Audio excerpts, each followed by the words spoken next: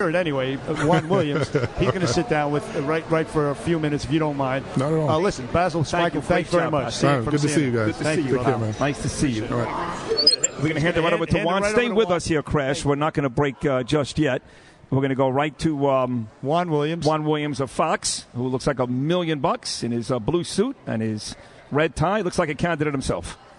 Hey, Juan Williams, good morning to you. Thanks for appearing on the Bernie and Sid show. Man, I've never done it, and I'm so pleased to be here. You got to put his mic up. Is not on right now. Let's try that again. All right, I said, there we go. I'm so pleased to be here. Thank you for inviting me, It's a pleasure and an honor. Well, let's start with this right away. The debate tonight. We know that there's going to be some mudslinging. How much we have to wait and see. And we know both are going to try to paint the other one as a liar and all that nonsense. So with that said, fact-checking.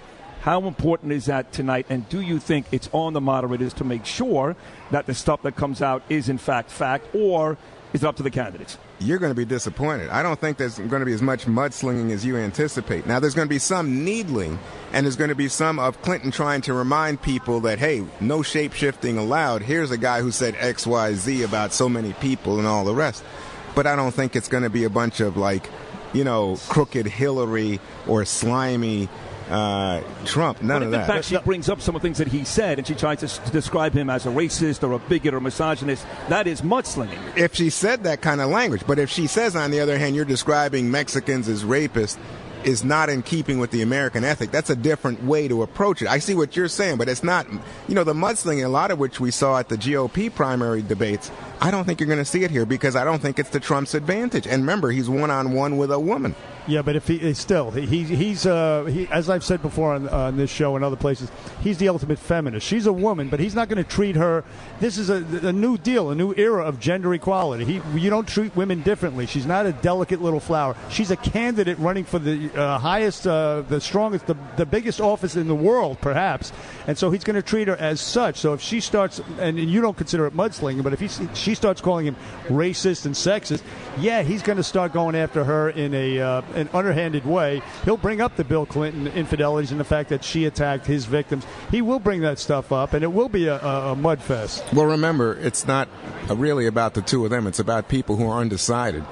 And a lot of those people are women. A lot of those people are suburban, Republican, white women. And if they feel that, like Rick Lazio, that he's just crossing the line, Bernie, it's not going to help Donald Trump. No, he won't initiate it. Rick Lazio walked over there uninitiated, but if she starts it and he finishes it, like with the Mark Cuban thing and the Jennifer Flowers thing, she started it, he finished it. I mean, it's going to be a different story. And you think that helped him?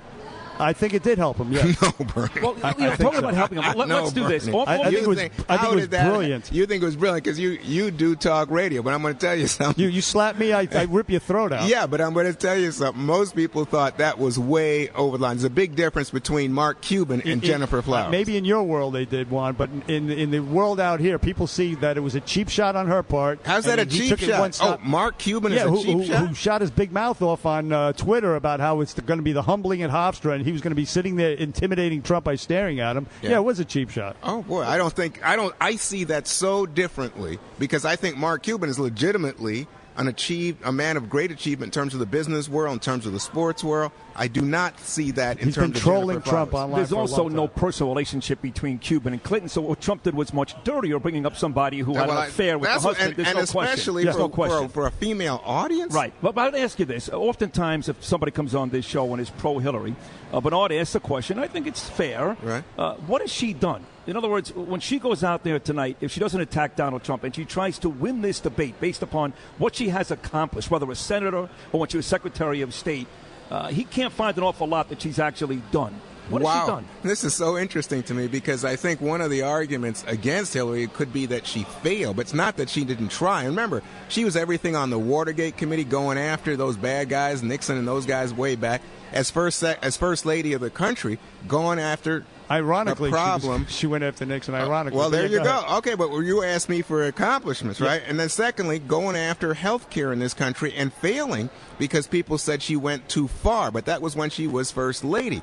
And then as Secretary of State, We talk about the Iran deal, which you probably loathe, but remember, it was Hillary Clinton who put in place a lot of the sanctions that forced Iran to come to the table. I could go on, but... So wait, it's a selling point. So what I got from you is the Iran deal. I mean, if you want to go back to when she was First Lady, you have Travelgate, you have the right-wing conspiracy, you have Monica Lewinsky. I think I see why Bernie likes mudslinging. But you have Iran that's her signature accomplishment is No, Iran? I said that she forced them to the... Remember, I don't care who you are. The idea that Iran is no longer engaged in acquiring nuclear weaponry, developing that's a good thing. That's going to be a Bernie. tough sell to the American people. Well, I don't think debate. so. I think what you have to deal with is that Donald Trump has no experience of this kind. She's angry, she's scripted, and she's humorless. He's cool, he's charismatic, he's spontaneous. He's going to slay her tonight. I see. You don't like women, huh? I love. Listen, I think you don't like women. I have a wife. But it's okay. I have sisters. I have a daughter. Yeah, I don't think you like a woman as a leader. I was loving Sarah Palin like you can't believe. Yeah, right. I don't like this woman. See, okay. that's a cheap shot on your part. A cheap shot. A cheap shot. Oh yeah, and when you talk about her voice and you talk about the way I didn't talk about her voice. Oh no. You didn't hear me talk about her voice. Yes. Okay, go right ahead. That but I'm just telling you that was a cheap shot. It's not a cheap shot. Yes, it is. It's coming to who you that's are, it. Bernie. Sexist. That's it. When you have nothing left, the last refuge of somebody with no argument is sexism, racism, etc., etc. I see.